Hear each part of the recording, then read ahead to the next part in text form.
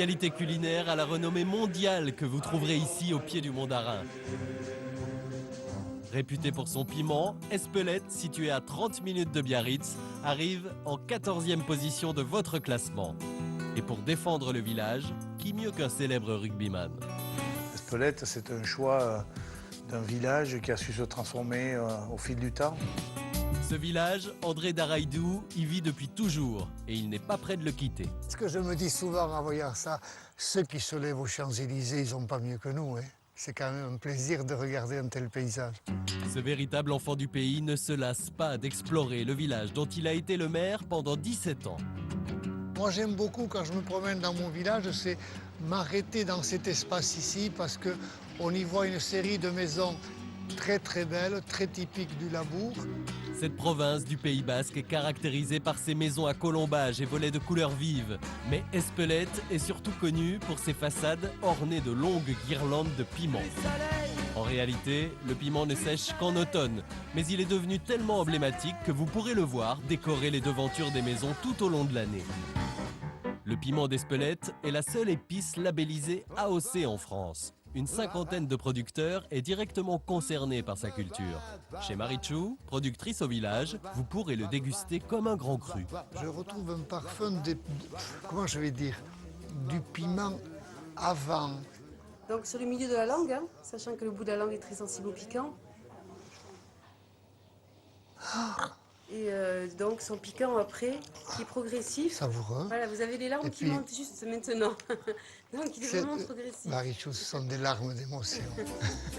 Un goût inimitable qui à la fois relève et révèle le goût des aliments. C'est vrai qu'on laisse tomber tous les autres ingrédients parce que ça permet de donner du goût à tous les plats, y compris au chocolat, puisqu'on fait du chocolat au piment d'Espelette. Donc vous voyez un petit peu la portée que peut avoir ce piment à travers notre région. Ce village pimenté a bien d'autres facettes. N'hésitez pas à vous éloigner du centre pour les découvrir. On est dans la première rue du village, c'est-à-dire qu'on est dans le quartier Chérenda, le quartier de l'église.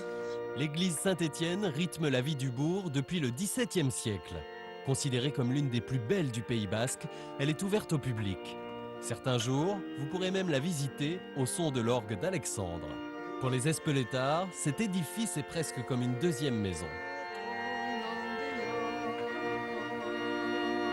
Cette église, c'est, pour moi, hein, beaucoup de belles cérémonies de l'enfance. C'est vrai qu'en Pays Basque, beaucoup de choses se vivent à l'église. On avait sa place, sans qu'elle soit vraiment obligatoire, mais on se mettait toujours au même endroit. Alors moi, première galerie, le premier poteau à droite, là. Moi, je me mettais d'un côté et mon père était de l'autre. Voilà donc un village bien ancré dans ses traditions et qui revendique haut et fort son identité culturelle. Ici, dès le plus jeune âge, on pratique la pelote basque, la danse basque ou encore la force basque. Il faut tirer l'adversaire pendant 4 mètres. Le temps, peu importe. Alors il faut savoir que l'ancêtre de ce jeu-là, une rivière au milieu, et il fallait tirer l'adversaire dans la rivière. Ces impressionnants tireurs sont en représentation à Espelette tous les mercredis d'été. Ne les ratez pas. Et la cerise sur le gâteau basque, ce sont bien sûr ces fameux chants entonnés avec une ferveur identique de génération en génération.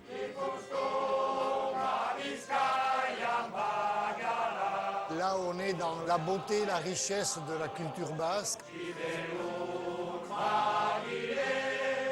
Ça fait un bien dans les tripes qu'on ne peut pas dire par des mots. Il y a uniquement des regards. Et avec ces regards et ces chants, je vous promets que vous êtes transportés dans un autre monde.